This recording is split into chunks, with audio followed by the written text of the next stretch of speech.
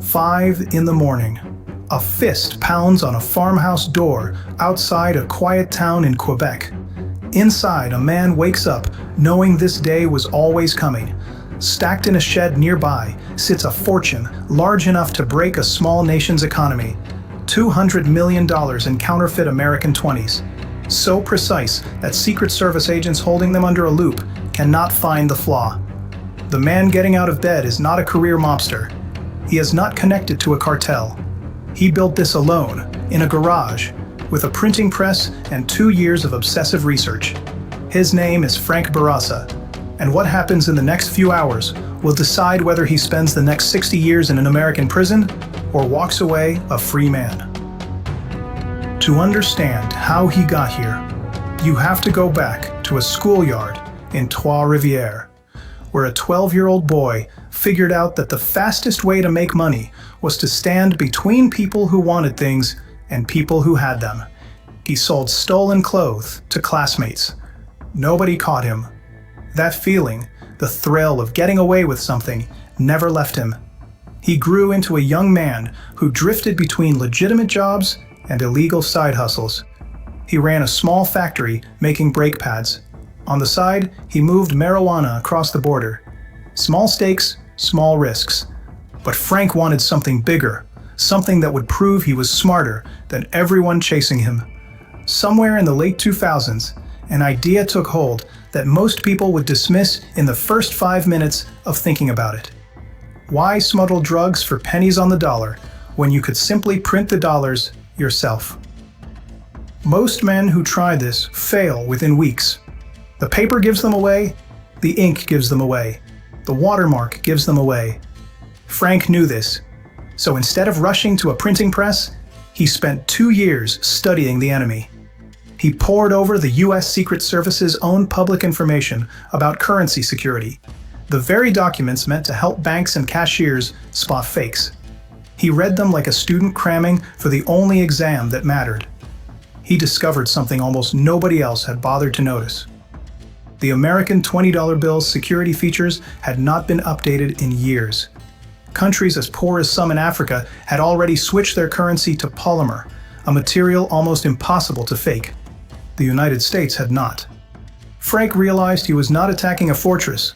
He was attacking an old wooden door. But paper was the first wall standing in his way, and it was the hardest one to climb. Real American currency is printed on a very specific blend of cotton and linen, produced by only a handful of mills in the world, all of them under contract with governments and closely watched. Frank could not simply walk in and ask for it. So he became someone else. Using invented names, he began cold emailing paper mills across Europe and Asia, presenting himself as a legitimate printer of bonds and certificates who needed a specialty rag paper with a few light security touches. Mill after mill grew suspicious and cut him off. Then a Swiss company agreed to talk. They did not know who they were really dealing with. Frank negotiated for the paper to include the cotton-linen blend, the embedded security fibers, and chemical properties designed to survive the counterfeit detection pens used by cashiers everywhere. Then he needed one more thing, a watermark, the ghostly face that appears when a bill is held to the light. For that, he turned to a company in Germany that manufactured printing drums, the industrial rollers used to press patterns into paper as it is made. He paid them to etch a portrait onto a drum. The company had no reason to ask hard questions. To them, it was just a face on a piece of equipment. To Frank, it was the face of Andrew Jackson, the exact watermark found on every genuine American 20. The paper began arriving, crisp, authentic, the kind of paper that when you rub it between your fingers, tells your brain this is real money before your eyes even confirm it. Now came the part that would take 5 months of his life, locked away in a garage on a rural property, running a printing press through the night. He kept a strange, almost domestic routine. He would tuck his girlfriend into bed, then disappear into the garage to work the press until sunrise, then come back inside to bring her breakfast before starting the cycle again.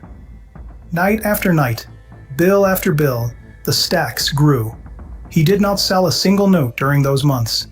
Every instinct in him said wait. Print the entire batch first, then move. Patience is not a quality anyone associates with criminals who get caught quickly. Frank had it in abundance. By the time the press finally stopped, Frank Bourassa had produced roughly $250 million in counterfeit 20s, 12.5 million individual bills, sitting in boxes, waiting. Now, he needed buyers, and buyers meant exposure. He brought in an old associate from his criminal past to find customers willing to purchase the fake bills at a steep discount, a fraction of their printed value. It was smart on paper. Distributors would buy in bulk, take the risk of passing the notes into circulation, and Frank would stay several layers removed from the street. But the moment counterfeit money starts moving, it starts talking. In 2010, fake 20s bearing Frank's paper began surfacing in Troy, Michigan, then in other cities. Federal investigators noticed something unusual almost immediately. These were not the sloppy, inkjet-printed fakes they normally intercepted. These bills had the weight, the texture, the fiber pattern of the real thing. Someone out there had solved a problem counterfeiters had been failing at for decades.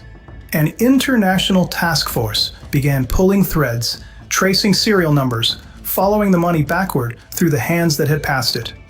Slowly, the trail wound north, toward Quebec, toward a name investigators had never previously flagged as a threat. In May of 2012, the operation closed in. Bourassa was arrested. And here the story should have ended, the way these stories usually do, with a stunned defendant, a long federal indictment, and a prison sentence measured in decades. Frank was facing exactly that, a possible 60 years if extradited to the United States. Instead, Frank played the only card he had left, and it turned out to be the entire deck. He knew where $200 million in still uncirculated counterfeit bills were hidden, along with the printing equipment used to make them. Authorities did not have that stash.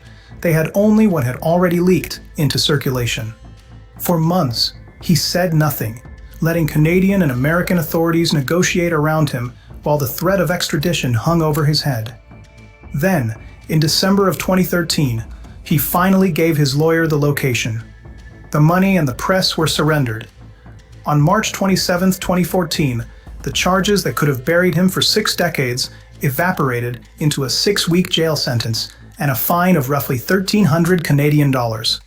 He walked out of a Canadian courthouse a free man, telling reporters afterward that there was nothing anyone could do to him now. Millions of dollars in Frank Bourassa's counterfeit 20s were never recovered. Some experts believe genuine-looking fakes he printed are still quietly changing hands today, indistinguishable from the real thing, hidden inside registers and wallets across North America, waiting to be spent by someone who has no idea what they are actually holding. Today, Frank runs a security consulting business, advising companies and law enforcement on how to spot the very techniques he once used to beat them. The man who broke the system now gets paid to help protect it, a final twist almost too strange for fiction, except that every word of it happened.